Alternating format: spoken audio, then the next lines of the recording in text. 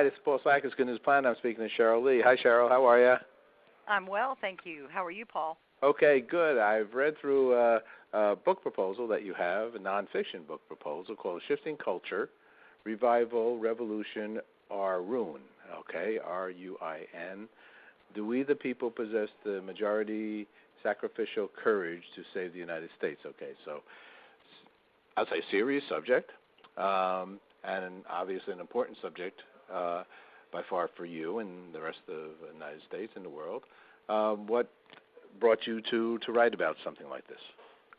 Well, Paul, to be really honest, I decided to write the book because I was in a position where I could see the country that I love deteriorating at a very fast pace. And I'm a great-grandmother, so I wanted my children and my grandchildren and my great-grandchildren, obviously, to know how I felt about the country. I wanted them to learn some true American history, give them a little bit of common sense that really should help move the country forward. And I wrote the book because of those things, to help us and, as a country. Okay. Now, you obviously have some political feelings here. Now, how do you think that the country is not doing well? Well, it's really, Paul, it's not a question of how the country is not doing well. It's a question of where the country is heading because of the things that we've actually put in. We're in a position right now where we have elected politicians who are not faith-based. We're in a position where we can't trust the people that we have elected, whether they're Republicans or Democrats or independents. I'm really not leaning one way or the other. I do have very strong conservative values and beliefs. And having said that, that probably colors my book considerably. However, if we realize that it's all about everyone, and it doesn't matter, and then we turn around and we elect the people that we believe are faith-based, who will respect their God, respect their country first, the country will then start to turn around. But people have to get involved, and that's why I wrote the book. If we don't get involved, we're asking for more and more trouble. So, have you ever been in politics yourself? No, I'm not a politician at all in any way, shape, or form. The closest I come to a politician are actually through three of my ancestors who signed the Declaration of Independence. And I felt if they could sacrifice everything for our country, I could certainly sacrifice the time to make a book. Well, it's probably not so easy to run a country in general, right? I think it's a big responsibility. You gotta, I don't know, the people that do that. I know I've read some other things that you like. You've sent me something on like Thomas Jefferson, or a quote from John F. Kennedy talking about how wonderful he felt Thomas Jefferson was. But Paul, if someone were to buy my book and read it, I really believe that they would walk away with some facts of then and now as far as American history is concerned. It would show them, it would maybe reinstill in them the great sacrifices that our forefathers laid out for us and for the future. And they would learn about the courageous 56, and those were our early American patriots, the ones who signed the Declaration of Independence, the ones who gave up everything for us. And then they would also, in chronological order within the book, they'll find information concerning the steps that they took to bring us to the point where we had a great republic. In addition to that, they're going to pick up some American civics, which will talk about the politics today, and it's interwoven with a lot of information concerning the infiltrators and the treasonous acts of a number of people. As I did the research for the book, Paul, I found out that there are some really bad people out there, and it scared me at first. It really scared me. And as I dug more into it, I became angry, and so I put some of that information in the book so that American people just like me, just like you, can learn really and truly what we're facing. There's an awful lot of information concerning the faith wrapped around our country, and I think that's important because I believe that there is good and I believe there's evil. And I believe that at some point in our lives, we have to stand up and say, I'm a good person. Our country is good, and there are evil things out there and we need to address them. And I put that in the book to help people as well. And I wanted them to walk away and be proud, of the country. I talked about some statesmen. I talked about the media. And how we can survive and get through this. It's a matter of, I think it's a matter of just trying to pull people together and let them openly think about what's happened and how it's transpired. And if you do it in the basic order that I did it, it kind of makes sense, and it's not as scary when you do it that way.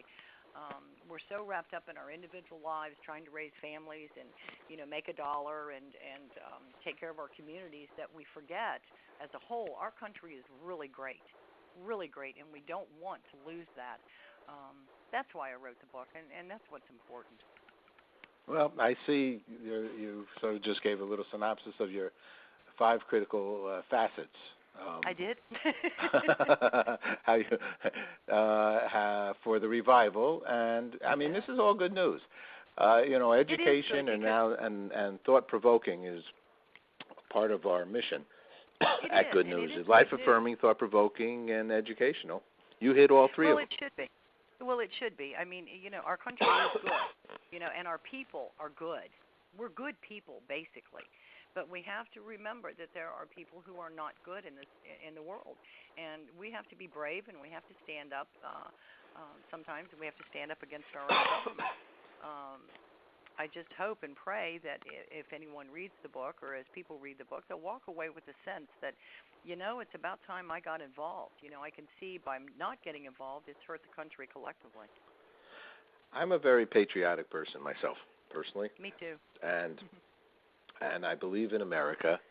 I will say I believe in one world, and that we're all brothers and sisters worldwide, and that sometimes the lack of understanding of what a country stands for causes a lot of aggravation for others because it gives them some reason to have a fight. That's just part of my little concern, or sometimes a big concern. But in essence, that's a big concern. The values of America, in other words, it's a beautiful country, and it was built on very strong foundation, and so I can see why you're concerned that possibly some of that foundation might be weakening. Oh, it's definitely weakening, Paul. There's no doubt about it.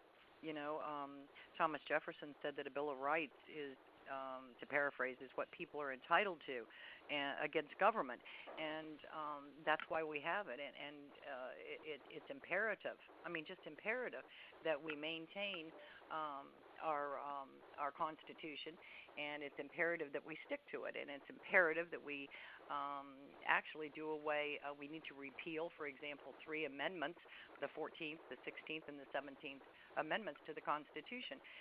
You can't take and progressively change our base values and our base of operation. By doing that, all we're doing is eroding what made us great to begin with. I strongly suggest that we repeal the 14th, 16th, and 17th Amendments, and there's a reason for that. Take today. Today, we'll just relate it to today in particular. The Senate, is democratically controlled. The House is not at this particular point. The Senate originally, as proposed by and through our Constitution, was supposed to be the checks and balances. It was supposed to be the reason, the total reason of the House. And we're in a position now where we elect our senators. Our senators are not there for checks and balances. They're not there for reason. They're there to get reelected again and again and again, hence the reason we need term limits also. But that repeal of the 17th Amendment would allow the senators to then be appointed by the states as opposed to elected by the citizens, which is the way it should be. They are supposed to be our statesmen, and they are not. They're a joke. Unfortunately, they're just a joke. It's sad. And But as I said, throughout the book, I mentioned the reasons why some things need to be done, and some people may agree and some may not. But in my heart of hearts, I just believe in order to save our country, we need to go back to basics. We need to use common sense. Yes, that sounds really simple, but it can be done. Elect faith-based politicians, repeal the 17th Amendment, put our checks and balances back in place, and start to function as a society, a great society, which we are, instead of falling behind.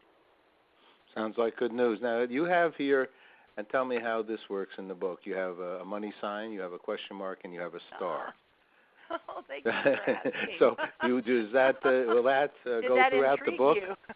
Money, money, questions, and state representative citizenship.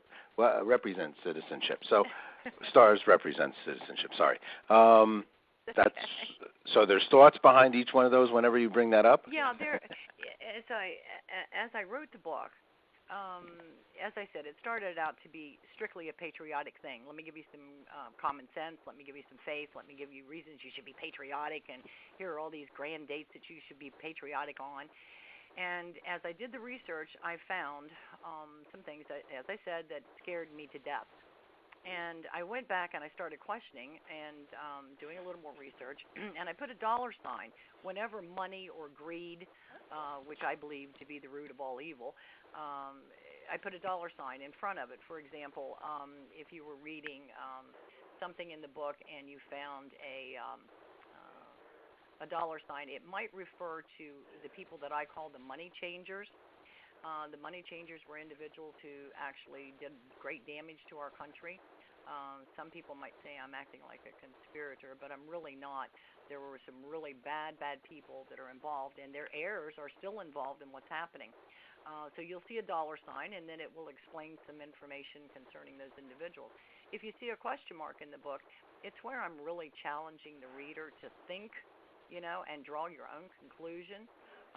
Because these powerful and politicians and officials and some of the judges have all committed acts that are very, very questionable. And then when you see a star, that represents our citizenship. Our citizenship really and truly has been stolen. And there are things that people will read in the book that will make them angry. I think that they'll walk away with more pride for their country than when they started. And I think and I believe that if they read it, they'll find that there is a way to prevent this country from going into a state of ruin and without a revolution. It's just a matter of a true revival of the people. I ask them to have courage above all else, and that's important, and that's a good thing. It's all good things. You also have in here Shifting Culture, a reading list for a constitutionally free America, a reading list for young patriots, an online list of common sense sources of information, symbols of America without pictures, and counter interest describing patriotic and civic dates to remember. That last one for me, they're all important, but that last one to me, Memorial Day, it's not a party. Our Labor Day. These are serious days that demand, I will say, our true respect for what has been. Exactly. And sometimes it just does not translate that way.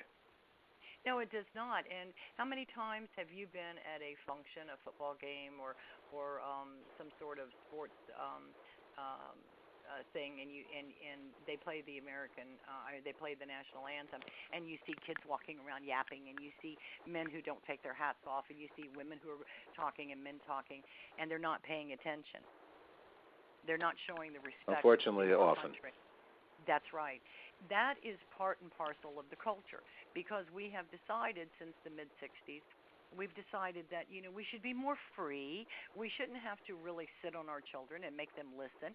We're deciding that we don't let the government teach our kids. We don't have to teach them respect. The government will do that, through our schools.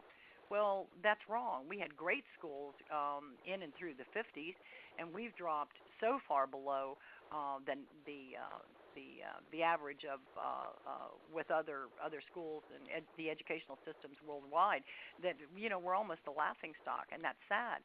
We put more money into the schools, more money into the unions, more money into teachers' pay.